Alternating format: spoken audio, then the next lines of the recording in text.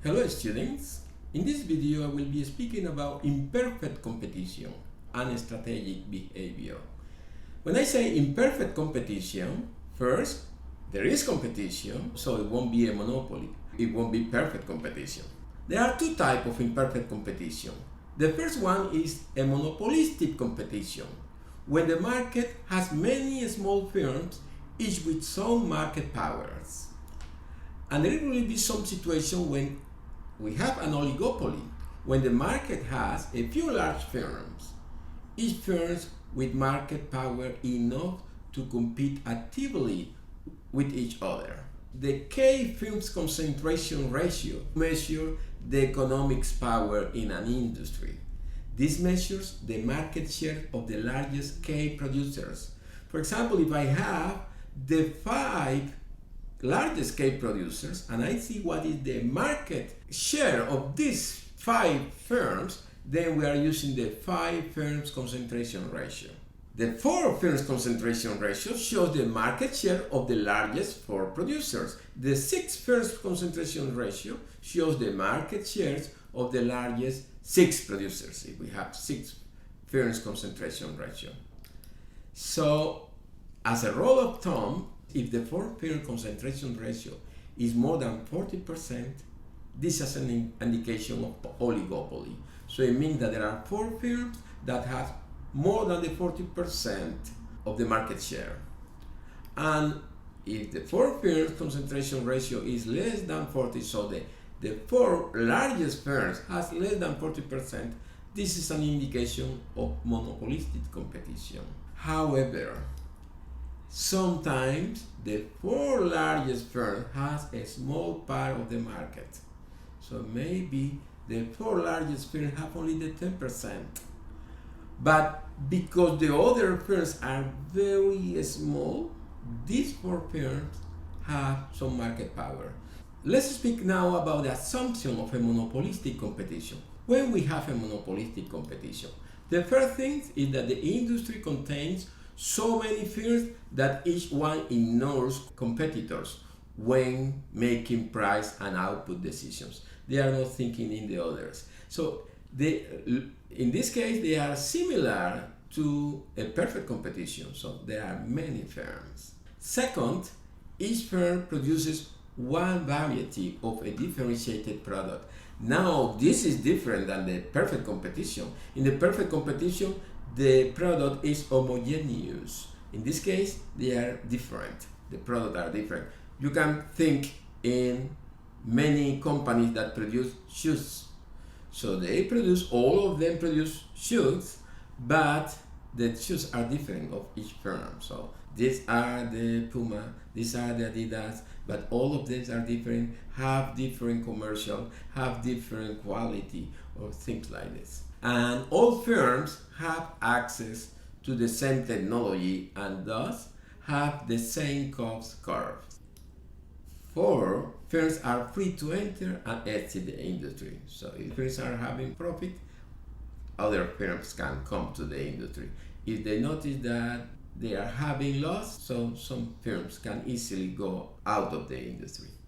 Let's see some examples. These figures show the situation facing Nice Steps Inc., a producer of running shoes. We have here a graph that have X and Y axis, and here we have the marginal revenue, the demand curve, the marginal cost, and we have the average total cost. In the short run, a monopolistically competitive firm faces a downward sloping demand curve. So any firm has a demand curve as a monopoly. They have a demand curve that is negatively sloped. And then to maximize profit, as always, we are going to see where the marginal revenue and the marginal cost are equal. So this gives me what will be the quantity that maximizes profit. The profit maximizing quantity, when the marginal revenue equals the marginal cost. So they take the decision as a monopoly. In the short run, it is possible for the firms to make positive profit, break even, or even to make losses. So if we are So this situation again looks like in a perfect competition.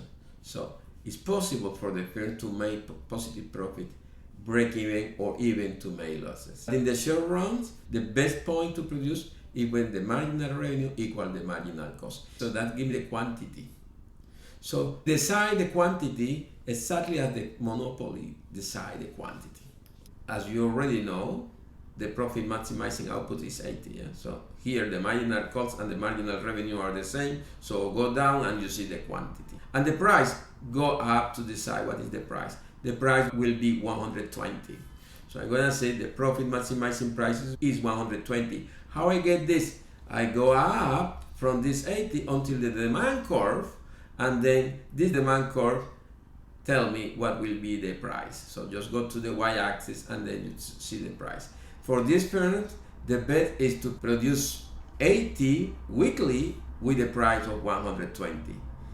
If the average total cost is below that point, when the quantity is 80, so we have a positive profit. But if the average total cost is above this, we're going to have loss.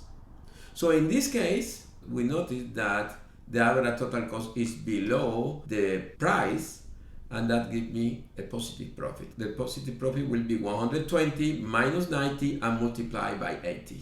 As always, the price minus the average total cost multiplied by the quantity. This is the profit maximizing price. This is the profit maximizing quantity. So this is 120 and this quantity is 80. The average total cost at that point is this 90. So you can see this in the curve of average total cost. Just make a substitution and you will notice that 2,400 per week will be the nice economic profit. Notice the name of this firm, that is not the one that you know. This is another firm. So let's see another example. The table gives the demand and total cost curve of X-Pants company, which is one of the many companies producing blue jeans for the province. So we have here the price and the quantity, so it means that we have the demand curve. And we have the total cost in each situation. If they are producing 1,000 units, the total cost is 35,000. If the quantity that they are producing is 2,000, the total cost is 4,500. And I notice also that they give me this defines also the demand curve. When the price is 45, the quantity demanded is 2,000. And actually this is the reason why they are producing 2,000, because the quantity demanded is 2,000. And here, if the price is 40, they are going to produce 3,000, because the quantity demanded at that price is 3,000. So we have the total cost and we have the demand. The question is, what are the profit maximizing output and price?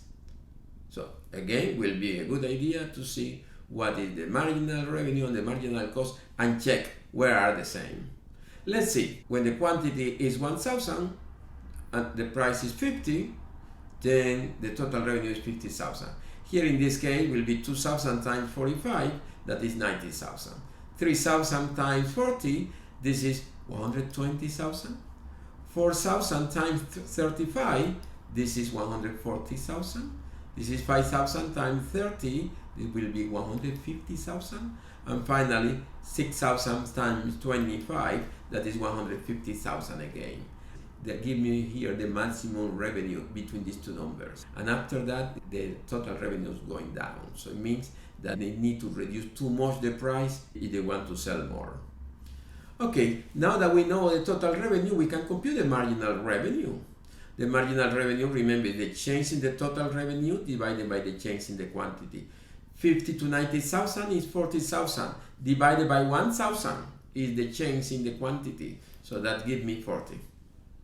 Here will be from 90 to 120, the change in the total revenue is 30,000, divided by 1,000, so it will be 30.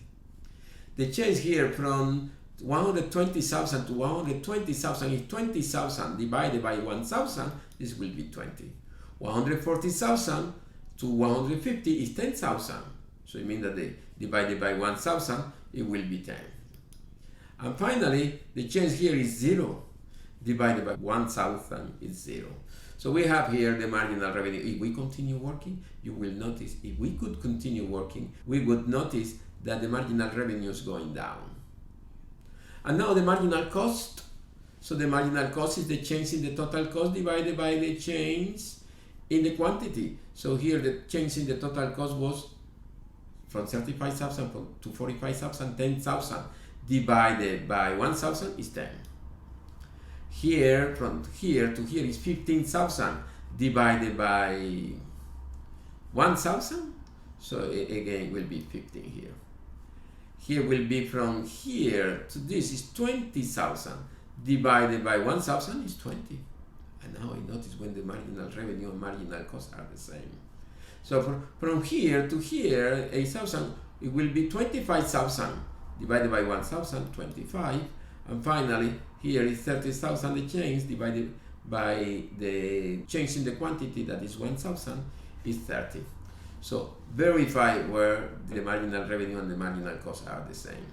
And that happened here in the middle between 3,000 and 40,000. This 20 is actually in the middle of these two. So when the quantity is around 3,500 and the price is between 40 and 35, I think 37.5, $37.50. So in this case, the profit maximizing output is 35 pair of pounds per week. And the profit maximizing price is $37.50. Let's solve this problem now. Norma is an internet entrepreneur who has established a website at which people can design and buy a sweatshirt.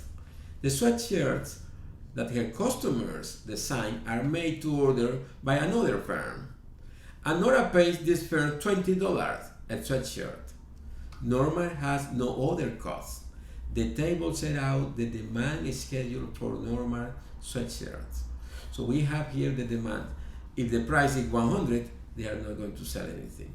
But if they drop the price, Nora is going to sell 20 sweatshirts.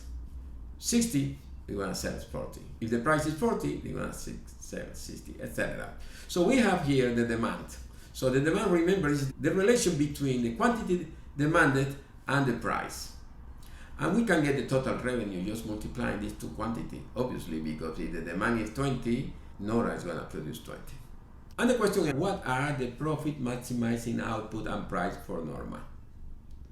And again, here we noted that the total revenue will be, in the first row, will be 0. Multiplying 0 times 100. In the second one, the total revenue will be 20 times 80, that will be 1,600. 40 times 60, 2,400. 60 times 40, 2,400.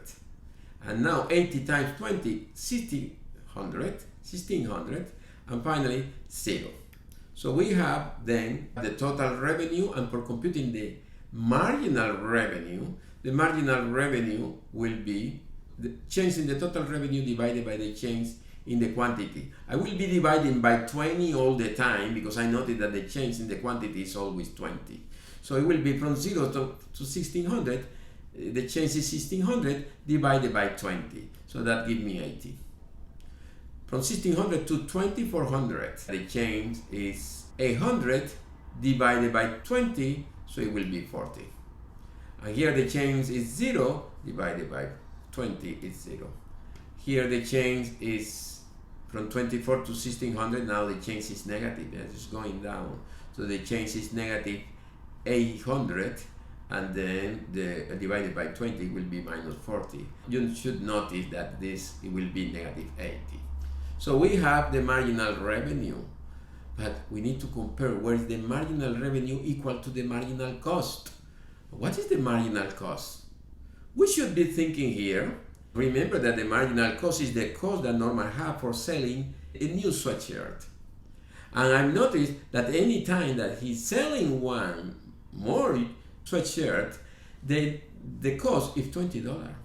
If somebody designs a sweatshirt, he pays $20 to a company, the other company produces sweatshirt, and this is the cost that Norma has. So all the time, the marginal cost will be $20. So this marginal cost is constant. So I need to see where the marginal revenue is $20. And I notice that it's not here, that is not here, and is not here. But will be the number in the middle between 0 and 40. And between 0 and 40, here in the marginal revenue, the number that I have found is that the quantity demanded is 40 and the price is 60. The 20 is not here, but I notice that the 20 is between these two numbers, exactly in the middle between 40 and 0. The marginal revenue is 20 exactly as is the marginal cost. Remember, the marginal cost is the cost that Norma has for selling, for producing a new sweatshirt, a new one. And it's always the same, 20. So in this case, the marginal cost is constant. So the marginal cost for one additional unit produced is always $20. And then for that reason, if I make this, it will be the marginal cost will be $20 always. And where this is 20, this is at any moment 20. And the other one, the marginal revenue, will be 20 when in the middle of this two. So the profit maximizing output is 40 sweatshirts per week. So it will be here in the middle between the marginal revenue is 40 and the marginal revenue is 0. And this is exactly when the quantity demanded is 40. So this is the profit maximizing output. And this will be the profit maximizing price. So the profit maximizing price is 60. If Norma pays $1,000 a week per her web server and internet connection, calculate the economic profit for Norma.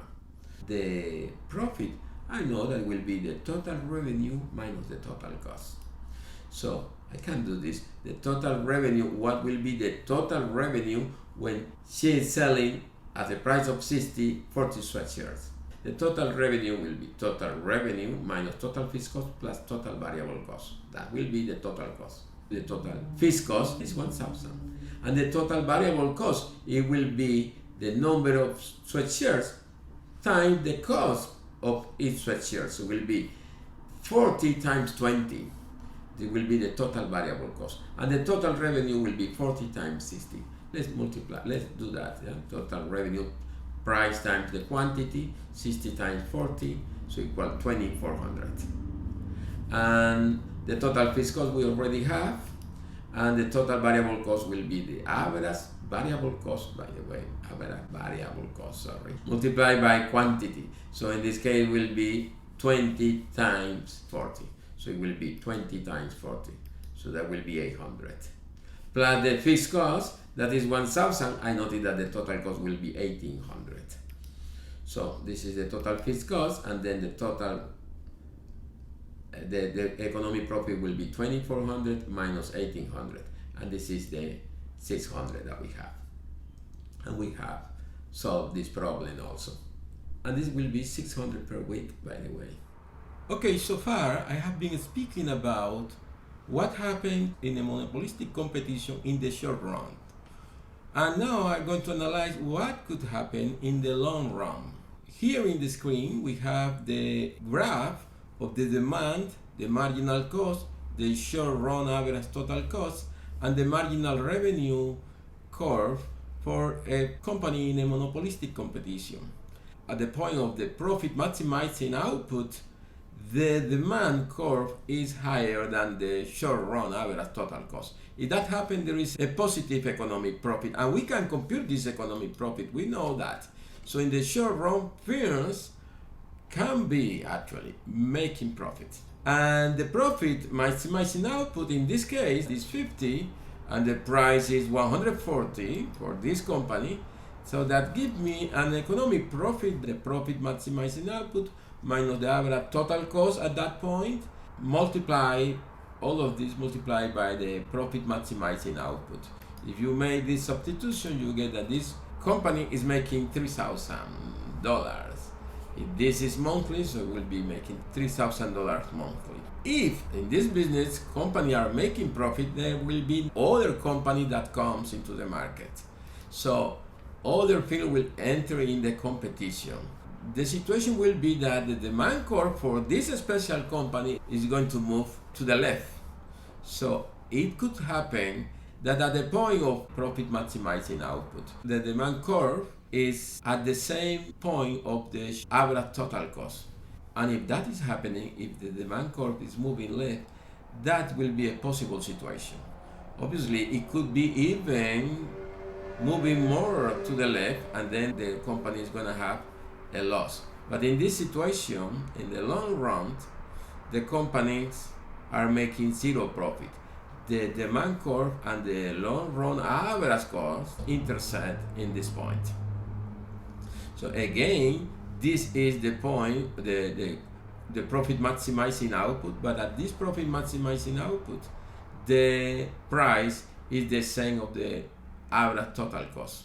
If that happens, then the profit is zero. Obviously, if the companies are making loss, or if the demand curve move too much to the left, then the company is going to be making loss. And if the company are having loss, then some of them is going to be out of the market. So the equilibrium situation will be in the point when the companies are not making any profit. So the economic profit is zero.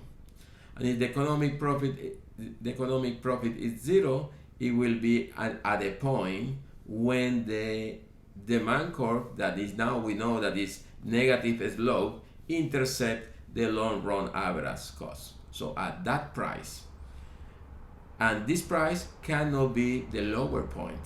Why? Because this demand curve is not horizontal. In perfect competition, the demand curve for the company is horizontal, and obviously the point when the profit is zero is here in the minimum of the long run average cost. But in a monopolistic competition, it will happen that the intersection of the demand curve and the long run average cost happens before this point.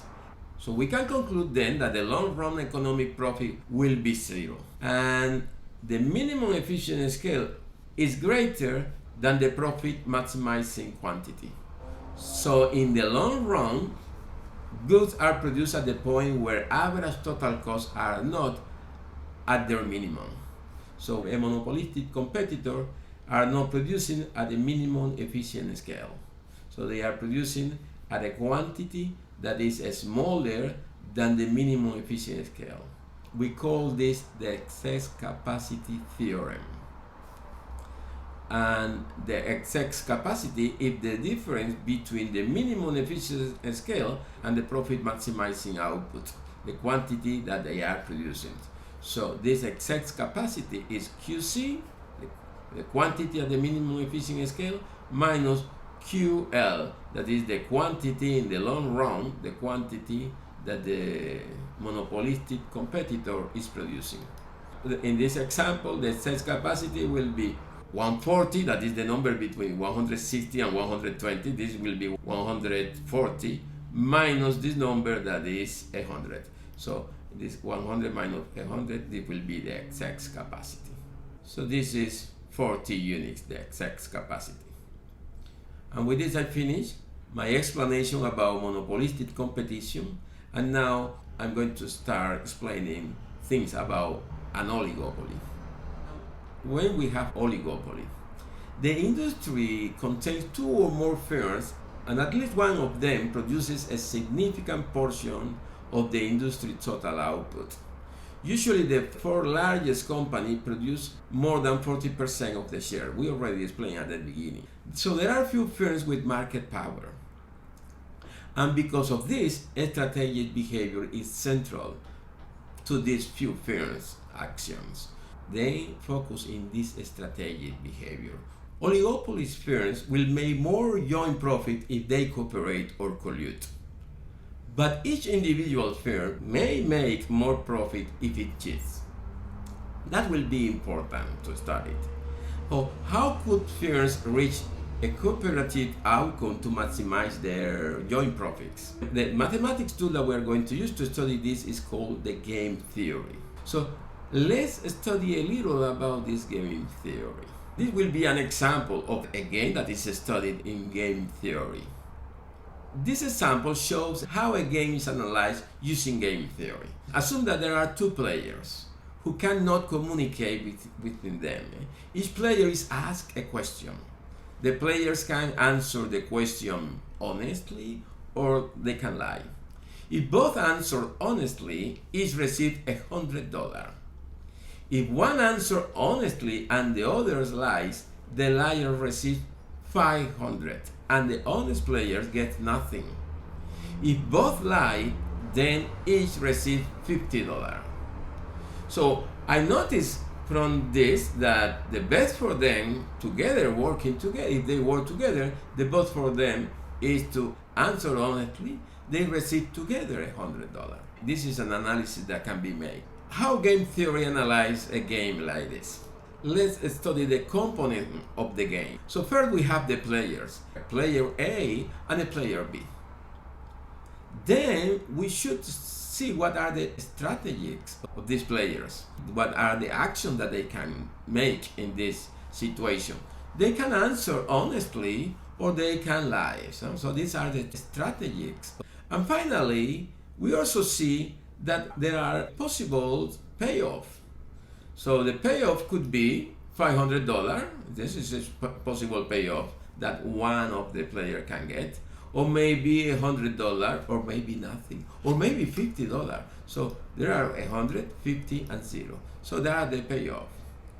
And it's a good idea to construct a table, a matrix that analyze the situation.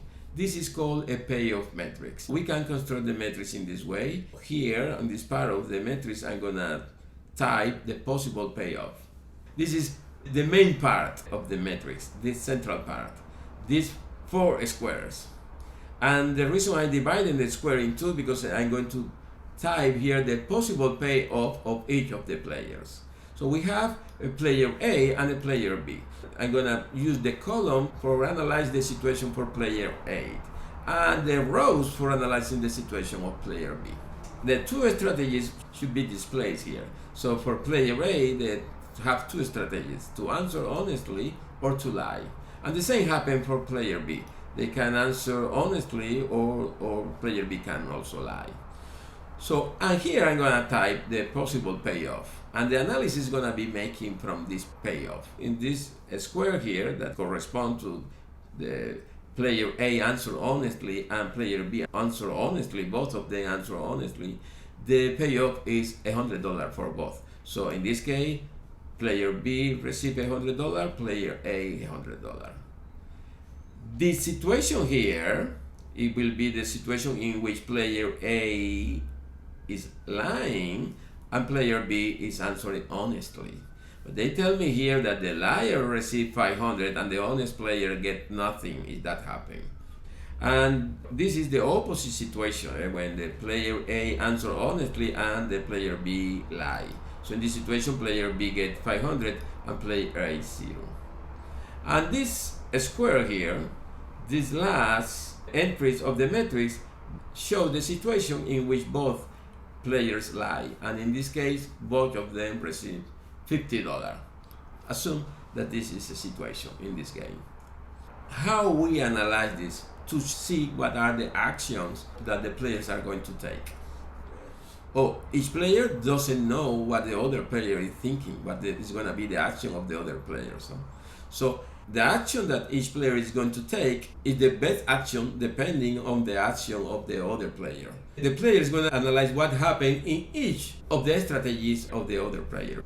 They are going to do the best for whatever the other player is doing. For example, if we are going to make the analysis for player B.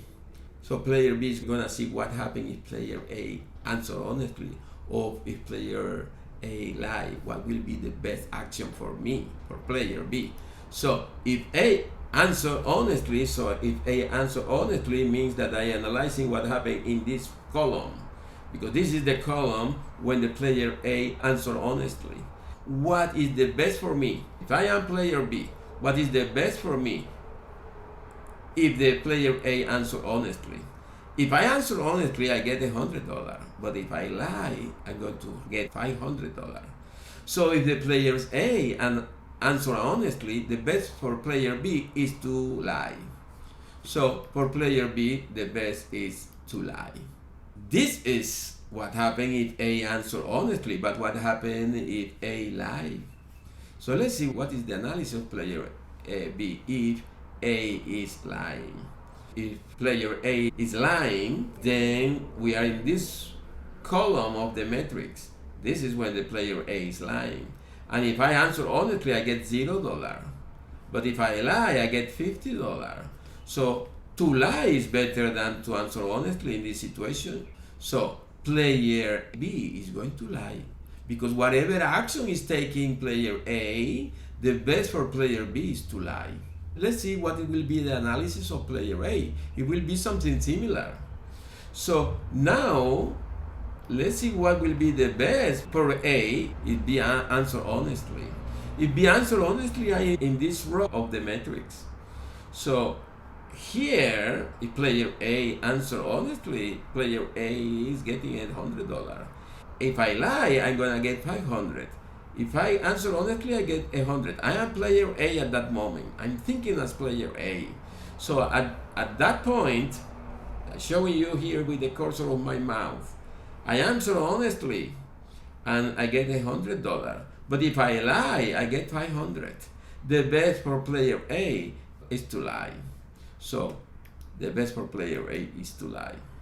And this was the analysis when I was looking at this first row. In the second row, that is the situation when B is lying, the best for A is gonna take it here from, is gonna be taken from this second row. Yeah? So here, if player B is lying, I get $0 if I answer honestly. If I lie, I get $50. So again, it's better to get 50 than 0. So it's better to lie for player A. Whatever action is taking B, the best for player A is to lie. So if they don't collude, if they don't know what the other one is going to do, so both are going to be lying. So this is the situation in which player A and player B will be at the end. So both players will lie. This is what is called the Nash Equilibrium. Nash is the last name of a mathematician that was studying this situation. And this point is the point of Nash Equilibrium. None of the players in this situation, if the other player stay in this situation, for example, player A stay lying, player B doesn't have any incentive to change this behavior, because if he answers honestly, he's gonna get $0. So at that point, none of the players have any incentive to move, to change the situation. If the other player stay in that situation, the players thinking individually, because that they collude, so it will be better for them to answer honestly, both of them. Yeah? So this is actually the cooperative outcome. But if they are not cooperating, they will be in this point of Nash equilibrium. So game theory is the theory that studies decision making in situations in which one player anticipates the reaction of other players to its own actions. Obviously, a game could have more than 2 players, but I will be just explaining games when we have just 2 players. When game theory is applied to oligopoly, the players are firms. The game is played in the market, and their strategies are their prices or output decisions. The payoff are their profits. And the Nash equilibrium is an outcome in which each firm is doing the best it can, given that the other firm is doing it. It is noted that for each firm, the best action is to compete, no matter what the other firm is doing. The basics of Nash equilibrium is rational decision making in the absence of cooperations. So once in a Nash equilibrium, no firm has an incentive to unilaterally alter its own behaviors. So they have no incentive to change the behavior, given that they don't know what is happening with the other firm. Here we have 2 companies, Charlie Soap and Bubbles Inc. They are the only producers of soap powder. They collude and agree to share the market equally. If neither firm cheats on the agreement, each makes $1 million profit. If either firm cheats, the cheat makes a profit of $1.5 million, while the competitor incurs a loss of $0.5 million. If both cheat, they break even. Neither firm can monitor the other actions. What is going to happen here? What will be the Nash equilibrium? Is there a Nash equilibrium in this game? Let's see. What are the components of this game? So first, what are the players? Charlie Soap and Bubbles Inc. These are the players. Second, what are the strategies? They can cheat in the agreement, or maybe they don't cheat in the agreement. So to cheat or not to cheat. And what are the payoff? Oh, the payoff, they can get 1 million profit, or they can get 1.5 million profit, or maybe 0.5 million loss, negative 0.5 million profit, or maybe they break even, so it means that they get 0 economic profit. So let's see, let's put here all the payoff, the possible payoff in $1 million, 1.1 million, 1.5 million, negative 0.5 million, and 0 profit. The payoff metric will be like this. Here we have one player at the top, Charlie Soap. Here we'll have Bubbles Inc. So here is the two strategies. Here is not cheat, and here is cheating. Here will be not cheat, and here is cheat. Okay, let's see what happens if none of the firms are cheating. So if they don't cheat, they get 1 million profit each. If they don't cheat in this agreement, they make 1 million. 1 million here and 1 million.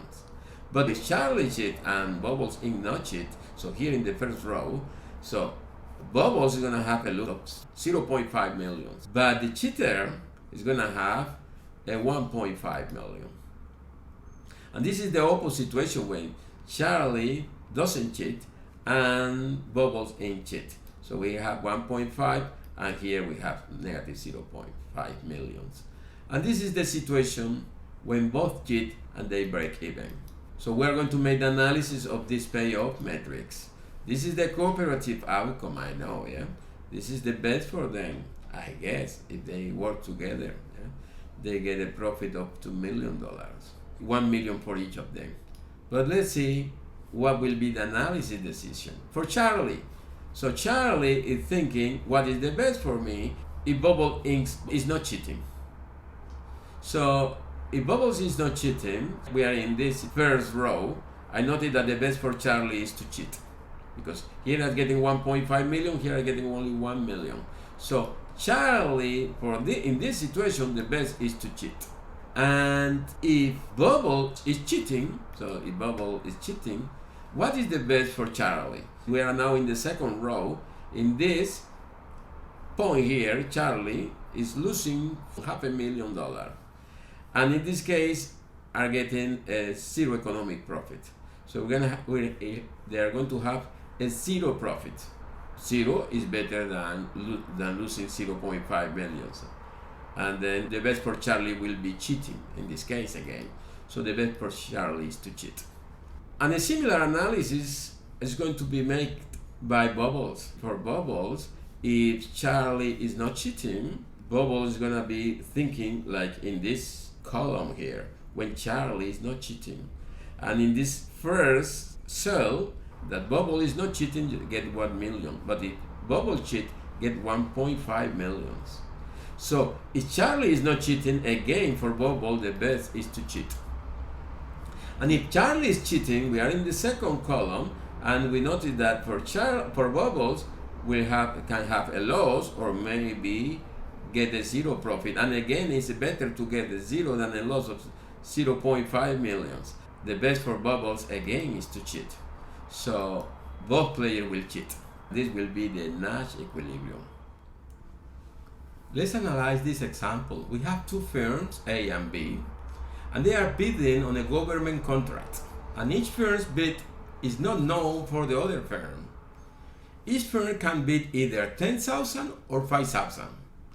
The cost of completing the project for each of the firms is 4,000. The low bid firm will win the contract, and it's a stake price. The high bid firms will get nothing.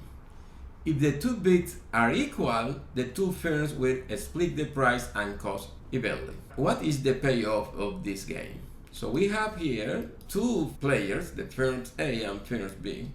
let's type here firms A, firms B, and they have two strategies. They can bid 10,000 or bid 5,000. So let's see here, the firm A is gonna bid 10,000 or to bid 5,000.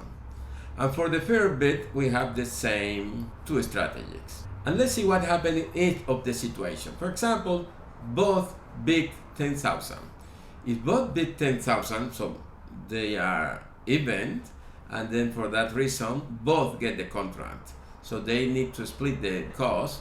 Obviously, each of them is gonna get 5,000, and the cost is gonna be divided by 2. It will be 2,000 each of them.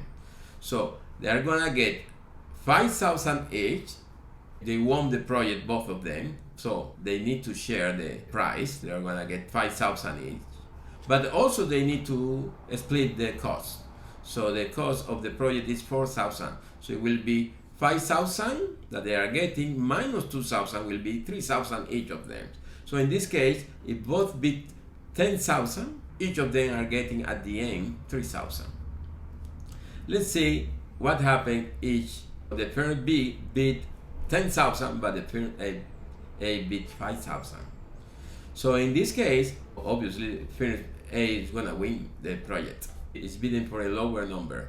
So this is gonna get 5,000 minus 4,000. It will be the profit because these firms get the project, so the whole cost is for these firms. In this case, this firm A is gonna win a profit of 1,000, but the firm B getting 0.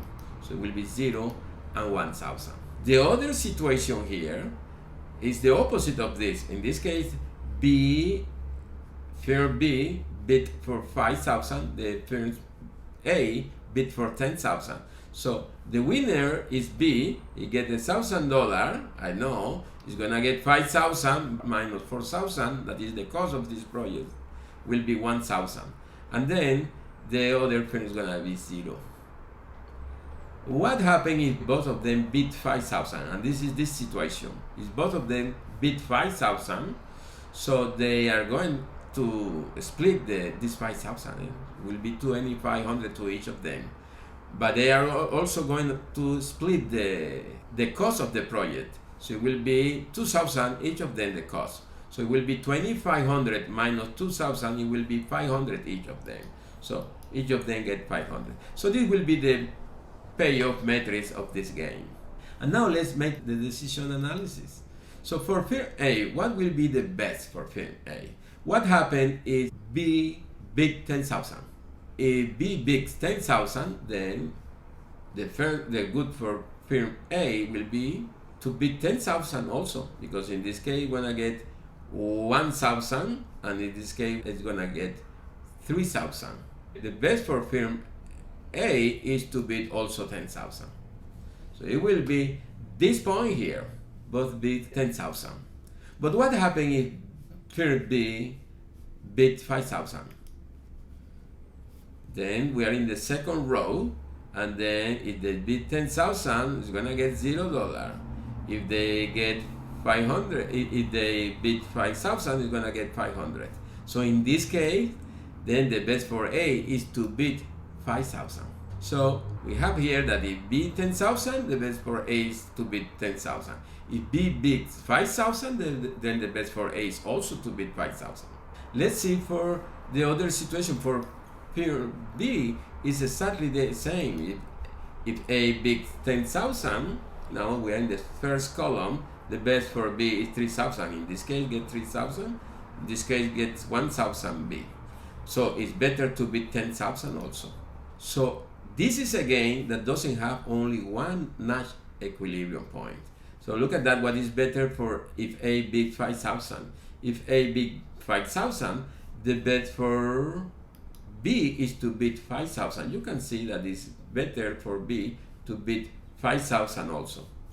So this game have two equilibrium points. One is this and the other is this. And obviously the cooperative point will be this one. Yes? This is the best point for them. But in this case, we have 2 points in which any of the player doesn't have any incentive to move if the other don't change the behavior. For example, if we are in this point, at that point, when both are bidding 5,000, firm B doesn't have any incentive to change if the firm A doesn't change the behavior. If the firm A stay bidding 5,000, firm B doesn't want to bid 10,000 because in this case it's gonna get $0. And again, if the firm B is bidding 5,000, so we are in this situation in the second row, firm A doesn't want to change because if they change to a bid of 10,000, it's gonna get a $0. So at that point, none of the firms have any incentive to change the behavior if the other firm doesn't change the behavior. So this is a Nash equilibrium point. The same happened in this point. If they are both bidding 10,000, none of the firm want to change this if the other firm doesn't change. So this is an example of a game that have two Nash equilibrium. And with that, I finish my explanation. I hope you have found it useful. Thank you.